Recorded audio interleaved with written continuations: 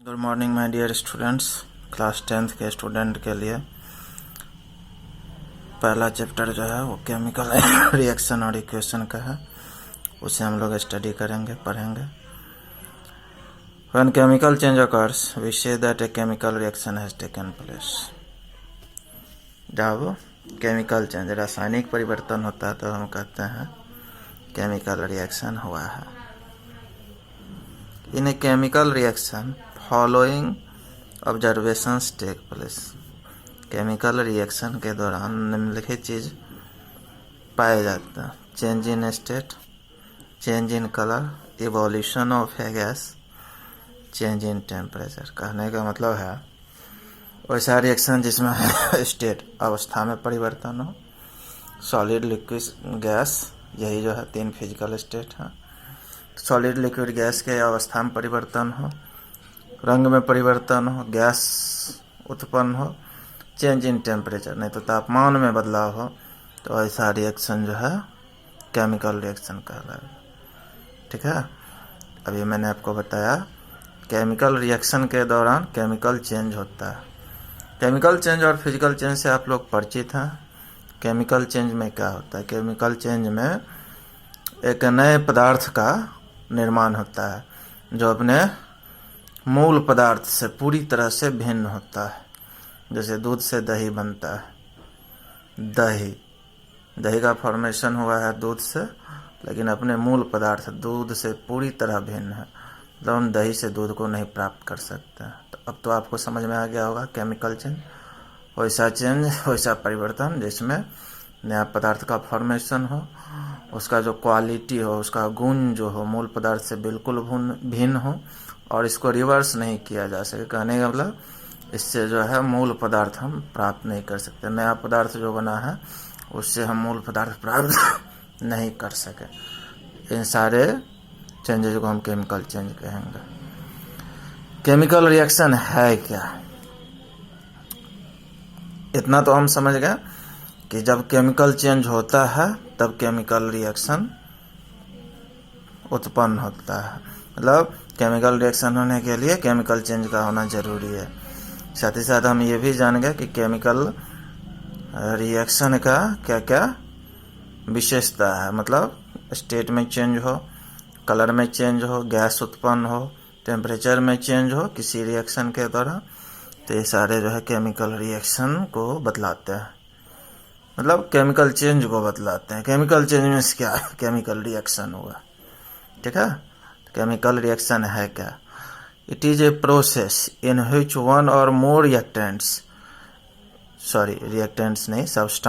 In which one और मोर substances the reactants जो भाग लेंगे रासायनिक क्रिया में रिएक्टेंट्स कहलाएंगे, आर कन्वर्टेड टू वन और more different substances the products.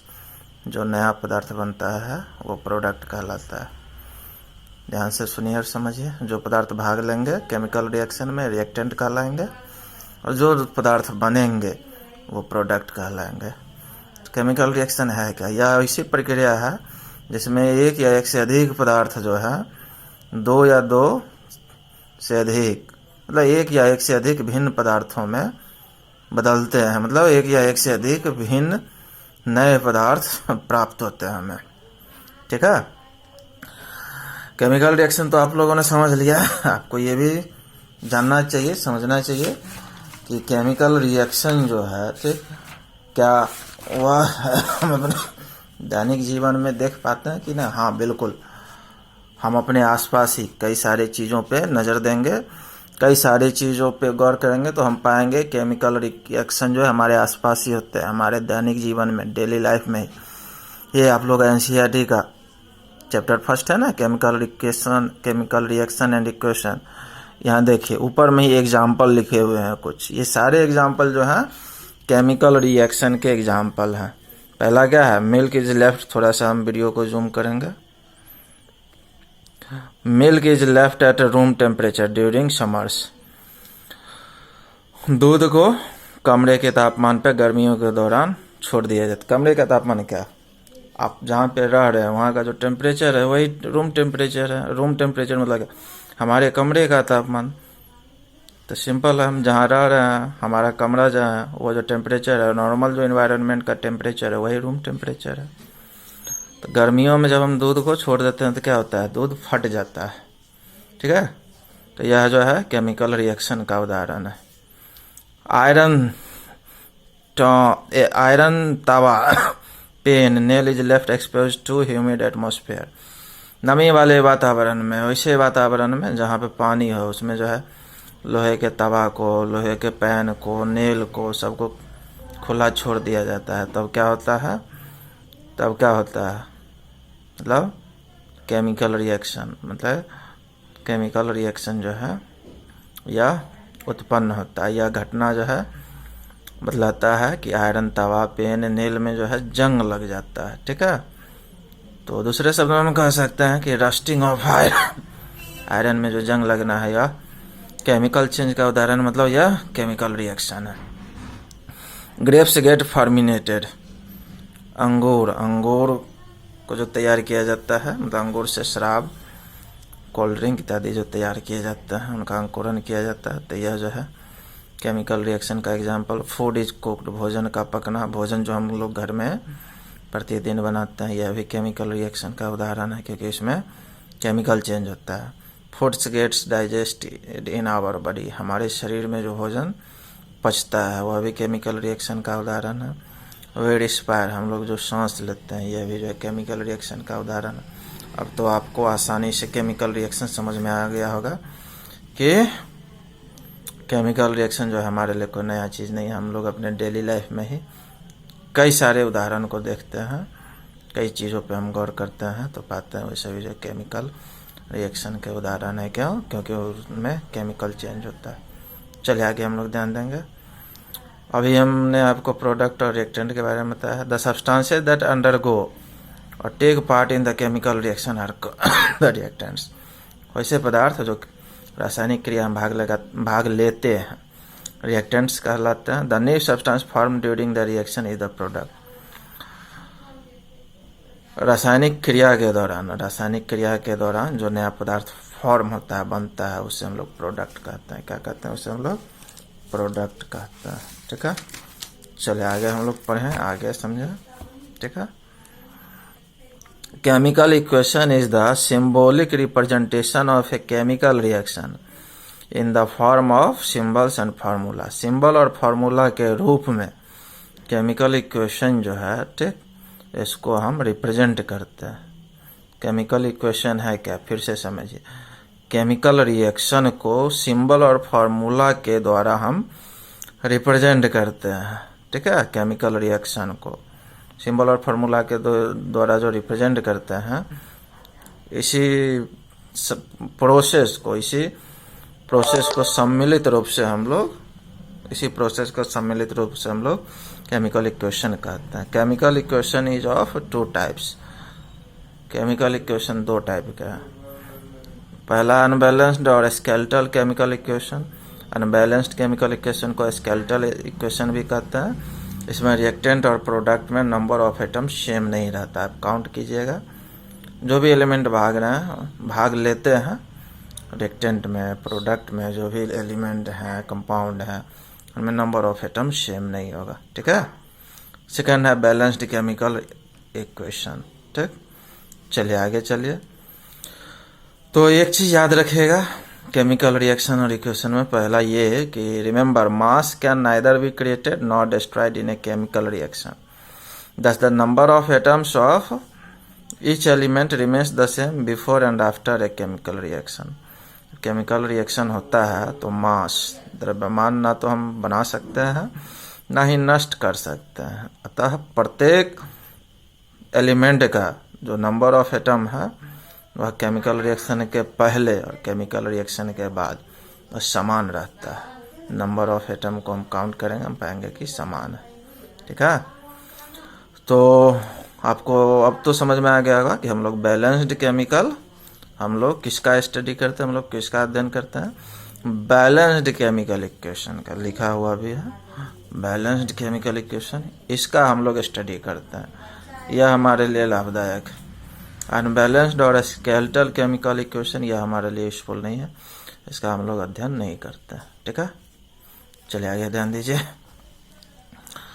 Chemical equation को और अधिक सूचनाप्रद बनाने के लिए हम लोग क्या करते हैं, तो to make a chemical equation more informative the physical states of the reactants and products are mentioned along with their chemical formula. The gaseous, liquid, aqueous and solid states of reactants and products are represented by the notations gas, liquid, aqueous and solid. जो reactant हैं और जो product है उनको जो है chemical formula के द्वारा रिप्रेजेंट तो करते हैं, साथ ही उनका जो फिजिकल स्टेट, उनकी जो भौतिक अवस्था है, मतलब वो गैस है कि लिक्विड है कि जलीय अवस्था में है कि सॉलिड है, वह जो है लिख दिया जाता है। गैस है तो हम जी ब्रैकेट में जी लिखा हुआ है, लिक्विड है तो एल ब्रैकेट में, एक्वस जलीय अवस्था में है तो एक क्यू ब्रैकेट में, और सॉलिड है तो एस। अब तो समझ में आ गया होगा कि स्टेट को हम क्लियर कर देते हैं कि वो सॉलिड अवस्था में, ठोस अवस्था में, द्रव अवस्था में या गैस अवस्था में। कुछ एग्जांपल में हम लोग गौर करें। आयरन देख रहे हैं एस सॉलिड स्टेट में है, H2O वाटर, ठीक है, H2O गैस यानी वेपर के फॉर्म में है। इससे अभिक्रिया करता है तो Fe3O4 बनता है और प्लस 4H2 मतलब हाइड्रोजन गैस बनता है। तो आयरन और H2O, आयरन Fe फेरस, यह भाग ले रहा है तो यह रिएक्टेंट हो गया। प्रोडक्ट जो बना है Fe3O4 और प्लस 4H2 तो यह प्रोडक्ट हो गया। अब तो आपको समझ में आ गया होगा कि जो पदार्थ रासायनिक अभिक्रिया में भाग लेंगे रिएक्टेंट और जो पदार्थ बनेंगे प्रोडक्ट। अगला है CO carbon monoxide plus 2H2 gas है तो CH3OH बना। ठीक है, कहीं कोई दिक्कत नहीं है। अगला है 6CO2 aqueous plus 12H2O sunlight chlorophyll 6C6H12O6 aqueous plus 6O2 aqueous plus 6H2O, ये सभी हैं।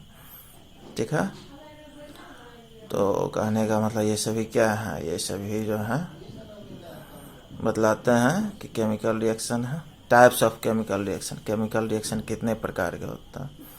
केमिकल रिएक्शन तो कई प्रकार के होते हैं, लेकिन मुख्य रूप से 5 प्रकार के केमिकल रिएक्शन है। हम लोग इनको 1 बाय 1 पढ़ेंगे। पहला है combination reaction. Such a reaction in A single product is formed from 2 or more reactants is known as a combination reaction. वैसा रासायनिक अभिक्रिया जिसमें क्या होता है, जिसमें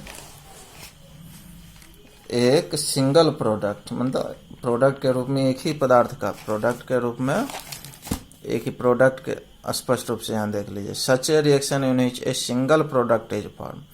वैसा केमिकल रिएक्शन जिसमें केवल एक सिंगल प्रोडक्ट बनता है। सिंगल प्रोडक्ट किससे बनेगा तो वो भी समझ लीजिए। 2 या 2 से जो अधिक रिएक्टेंट है, 2 या 2 से अधिक रिएक्टेंट मतलब जो रासायनिक अभिक्रिया में भाग लेंगे, उनके रिएक्शन के द्वारा जो एक सिंगल प्रोडक्ट बनेगा उसे हम लोग कॉम्बिनेशन रिएक्शन कहेंगे। क्या कहेंगे, कॉम्बिनेशन रिएक्शन। इसको गौर किया जाए, समझाया जाए द्वारा। कॉम्बिनेशन रिएक्शन के एग्जाम्पल पे गौर किया जाए। पहला है CaO कैल्शियम ऑक्साइड सॉलिड, कोई कलाम चूना, जिसे हम लोग सूखा चूना भी कहते हैं। चूना आप लोग जानते हैं ना, बस अभी क्लियर हो जाएगा। H2O वाटर, जिसे हम लोग जल कहते हैं लिक्विड स्टेट में। दोनों मिलकर कैल्शियम हाइड्रोक्साइड बनाते हैं, जिसे हम लोग सेलेक्ट लाइम कहते हैं। कैल्शियम हाइड्रोक्साइड को क्या कहते हैं, सेलेक्ट लाइम। याद रखिएगा, किसी भी कंपाउंड में OH है तो उसके नेम में हाइड्रोक्साइड शामिल होगा। क्या शामिल होगा, हाइड्रोक्साइड। इसलिए रटना नहीं है, समझना है। जहां भी हमने OH देखा तो समझ जाएंगे भैया ये हाइड्रोक्साइड है। क्या है, हाइड्रोक्साइड। ठीक है, चलिए आगे हम लोग ध्यान देंगे। क्विक लाइम या सेलेक्ट लाइम, इससे हम लोग अच्छी तरह परिचित हैं। यह हमारे लिए नया टर्म नहीं है। आप लोग गेस कीजिए तो जरा, अनुमान लगाइए तो कहाँ पे हम लोग पाते हैं क्विक लाइम या सेलेक्ट लाइम। और एकदम आसान है। पान दुकान पे लोग चूना खाते हैं ना जी, पान के साथ चूना खाते हैं ना, बेटर लीफ में। जी, तो वही तो सेलेक्ट लाइम है ना। चूना जो पान में प्रयोग किया जाता है, देखते हैं थोड़ा सा भींगा हुआ रहता है, तो वो सेलेक्ट लाइम है। घरों को सफ़ेदी करने में, जैसे व्हाइट वॉशिंग भी कहते हैं, वहाँ पे भी जो है चूना का प्रयोग किया जाता है, और कई सारी चीज़ों में चूना का प्रयोग किया जाता है। ठीक है, अब तो आप लोग को चूना पहचानने में परेशानी नहीं होगा। चौक जो हम लोग यूज करते हैं, जिससे हम लोग खल्ली या खड़िया भी कहते हैं, उसमें भी इसका प्रयोग होता है। खैर ये तो कुछ एग्जाम्पल होगा, और भी कई जगह प्रयोग किया जाता है। हमको नहीं लगता है आपको चूना पहचानने में परेशानी होगा। कार्बन ऑक्सीजन मिलके कार्बन डाइऑक्साइड बनाते हैं, जो गैस है। हाइड्रोजन ऑक्सीजन मिलके H2O 2H2O मतलब पानी बनाते हैं। ठीक है, तो यह जो है लिक्विड स्टेट में है। ठीक, some daily life chemical reaction are respiration, photosynthesis, rusting and burning, acid base reaction, setting of curd, brushing etc। तो दैनिक जीवन के कुछ रासायनिक अभिक्रिया के उदाहरण हैं रेस्पिरेशन श्वसन, फोटोसिंथेसिस, रस्टिंग, बर्निंग जलना, जंग लगना, प्रकाश संश्लेषण जिसके द्वारा पौधे अपना भोजन बना, एसिड बेस रिएक्शन, ठीक है, दही का जमना, दही का बनना, ब्रशिंग हम लोग जो ब्रश करते हैं, दांत साफ करते हैं, ये सब। इससे पहले भी मैं आपको केमिकल रिएक्शन और इक्वेशन का कुछ एग्जांपल दे चुका हूँ। मतलब हम लोग अपने डेली लाइफ में जो भी अभिक्रिया करते हैं उसमें बहुत सारा अभिक्रिया जो है केमिकल रिएक्शन का है। ठीक है, तो इसको आप लोग गौर कीजिएगा, तो आपके लिए केमिकल रिएक्शन आसान हो जाएगा। आज के लिए इतना ही, नेक्स्ट वीडियो में हम लोग मिलेंगे, कई सारी चीज़ों पर डिस्कस करेंगे। It's okay.